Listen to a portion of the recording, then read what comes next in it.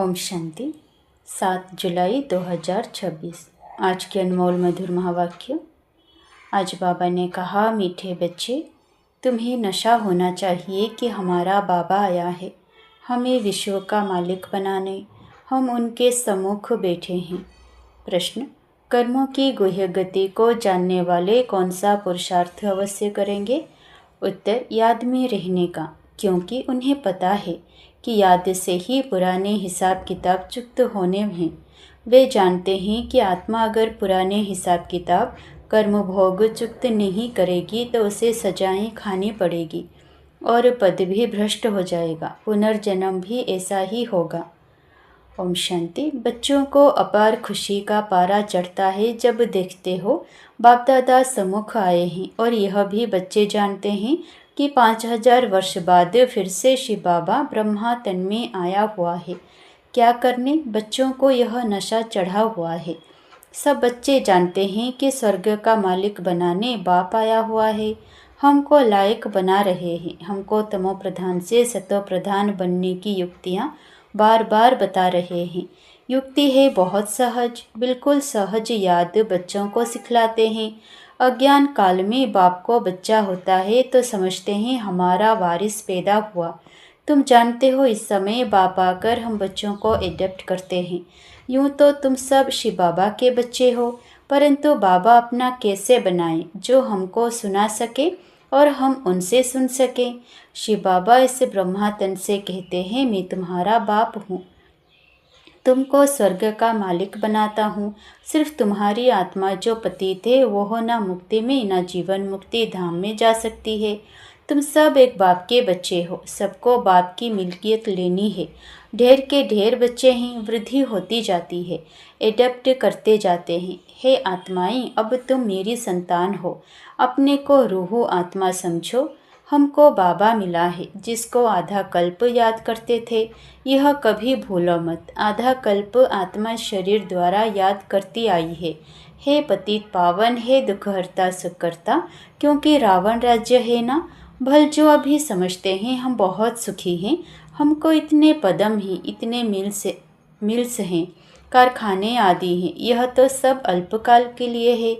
अंत में तो बहुत त्राही त्राही करने लग पड़ेंगे, दुख के पहाड़ गिरेंगे, इतनी सारी मिल्कियत सेकंड में खलास हो जाएगी। बाप से तुमको सेकंड में वर्षा मिलता है, कहते हैं तुमको सेकंड में स्वर्ग की बादशाही देता हूँ।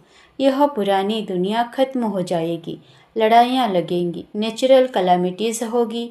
सफाई तो चाहिए ना। तुम्हारी आत्मा भी अब पवित्र बन रही है। बाप दादा दोनों समझ सकते हैं बच्चे कितनी मेहनत करते हैं। बाप से वर्षा पाने की मेहनत बिल्कुल थोड़ी देते हैं।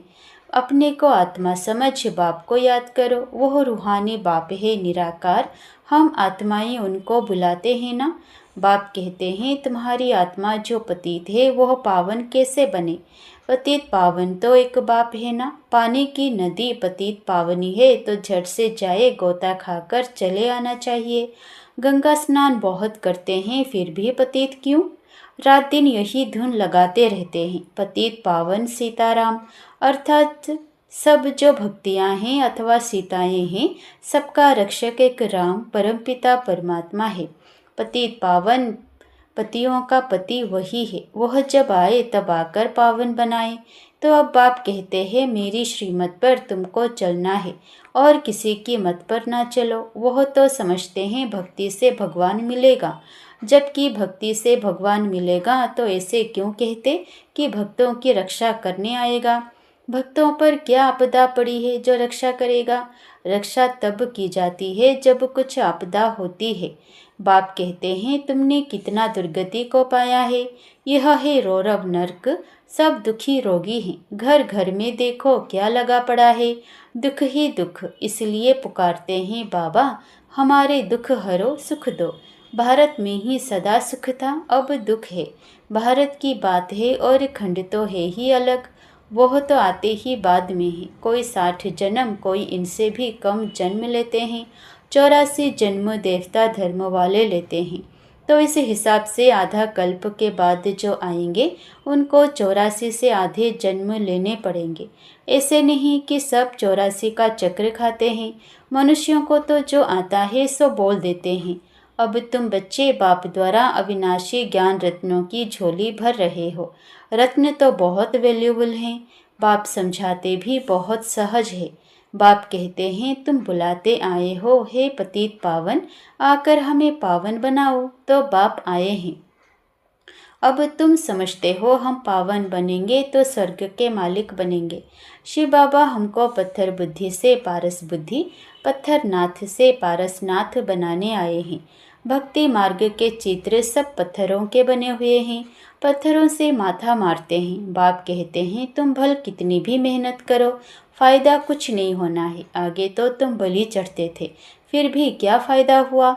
करके देवी का दीदार होगा, फिर जैसे के तैसे। पतित पावन बाप आते हैं एक बार संगम पर।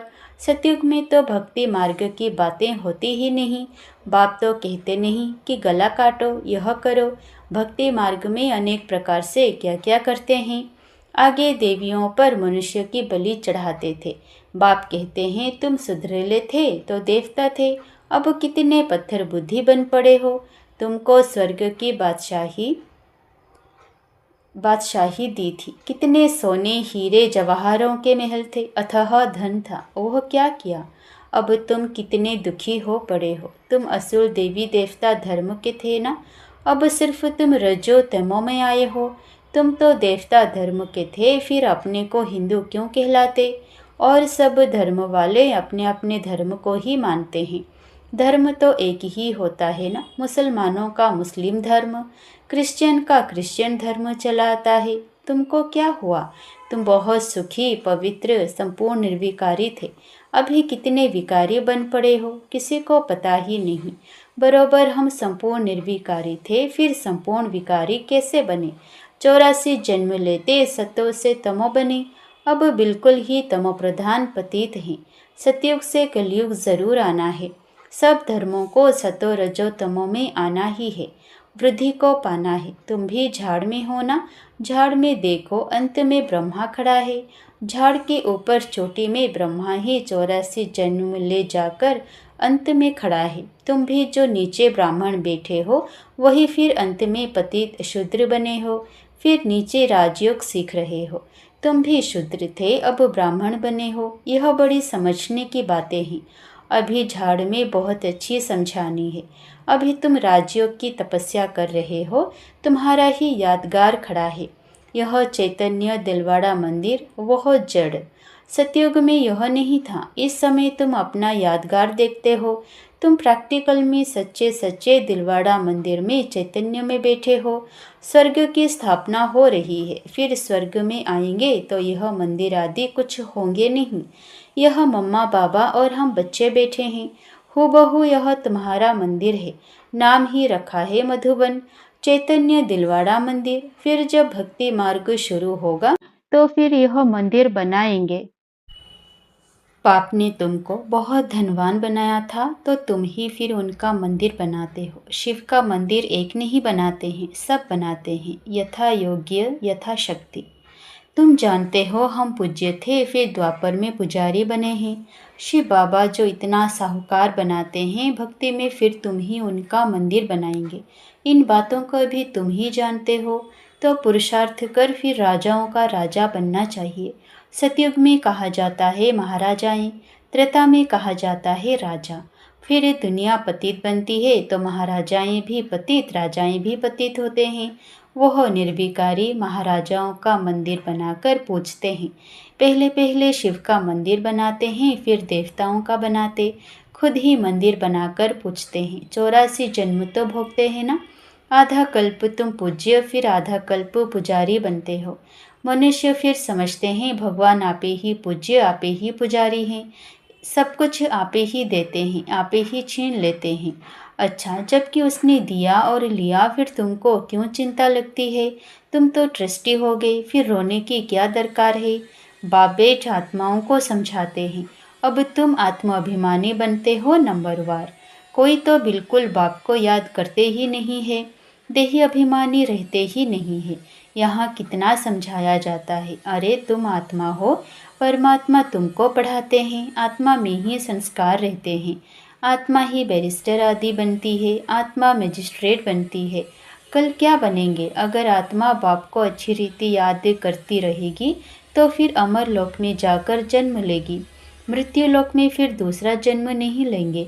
अगर कुछ हिसाब किताब रहा हुआ होगा तो सज़ा खानी पड़ेगी, कर्म भोग भोग कर चुक्त करना होगा, फिर पद ऊंच नहीं मिलेगा। यह कर्मों की गुह्य गति बाप बच्चों को ही बेट समझाते हैं। यह भी बच्चे जानते हैं, सतयुग है सतो प्रधान, हर चीज़ वहाँ सतो प्रधान होती है। कहते हैं कृष्ण गौ संभालते थे, राजाएं गौ संभालते हैं क्या?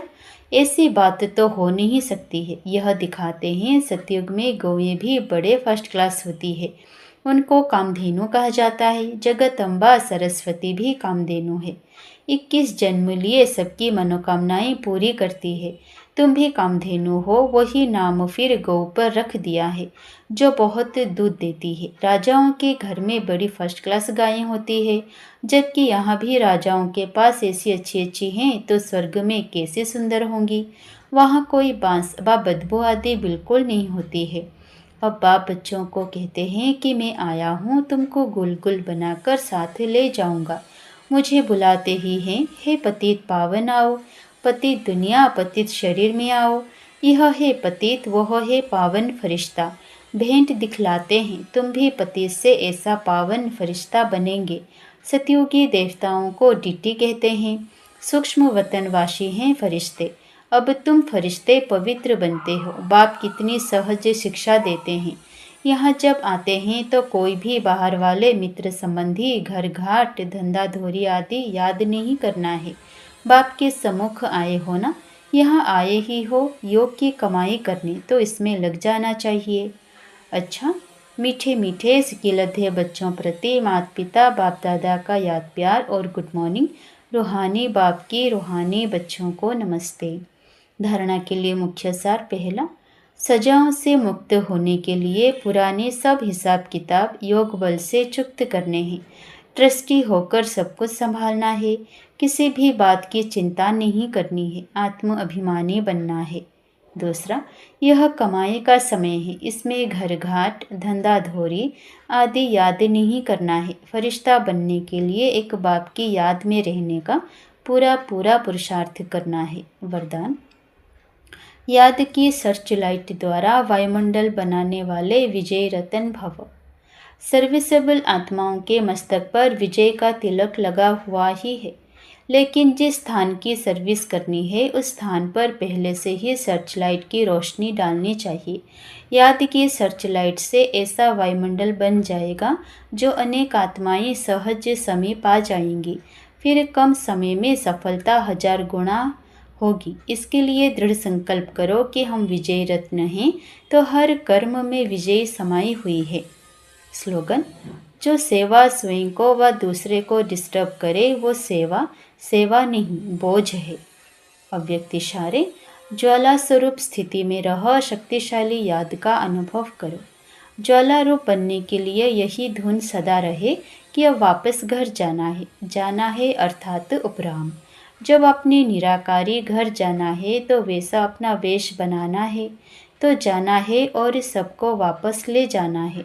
इस स्मृति से स्वतः ही सर्व संबंध सर्व प्रकृति के आकर्षण से उपराम अर्थात साक्षी बन जाएंगे। साक्षी बनने से सहज ही बाप के साथी व बाप समान बन जाएंगे। अच्छा, ओम शांति।